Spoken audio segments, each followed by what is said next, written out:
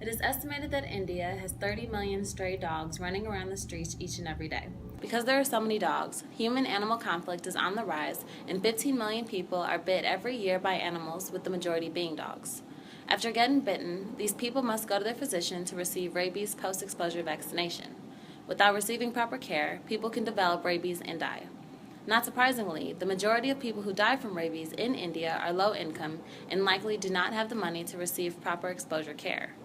Because rabies is not a reportable disease, the exact number of people who die from the disease is unknown. However, it is estimated that there are upwards of 20,000 people who die in India each year. That's approximately 1/3 of the total rabies deaths in the world. But Indian street dogs also have benefits. The people see them as a benefit because they protect the neighborhoods where they live. They also clean up the perishable waste on the streets.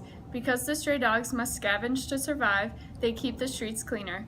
Cleaner streets mean less garbage for rats and mice to feed on. Therefore, stray dogs reduce human exposure to the multitude of disease that rats and mice carry, like rat bite fever. We interviewed a couple of people who grew up in India to understand their perception of the street dog problem. Kaya Matthew, a current Indian citizen, stated that while she did not fear contracting rabies herself, she was scared that her dog might get it.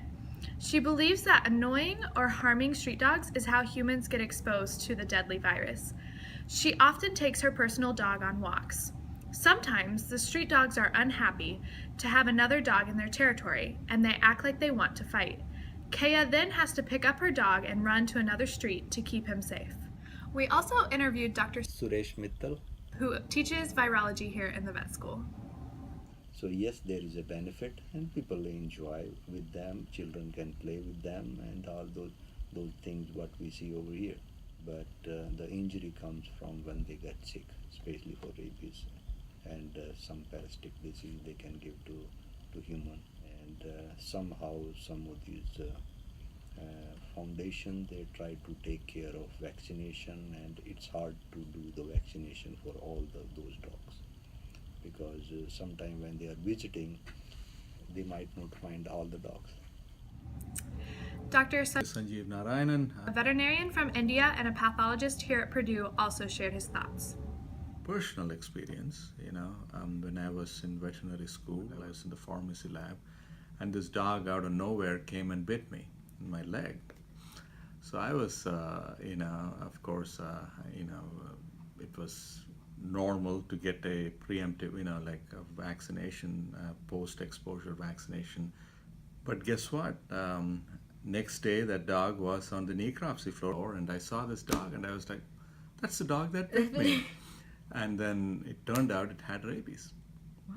So I had to go through the whole post-exposure vaccination. Right. But yeah, there are lots of dogs that are, stray dogs that are positive for rabies. And many solutions have been suggested. One prominent Indian lawmaker in 2012 suggested sending stray dogs to the northeast part of India where dog meat is eaten. However, this is not a viable solution as many people feel that eating dog is inhumane. In fact, 2 men were arrested in 2017 for killing and consuming dogs in South Delhi.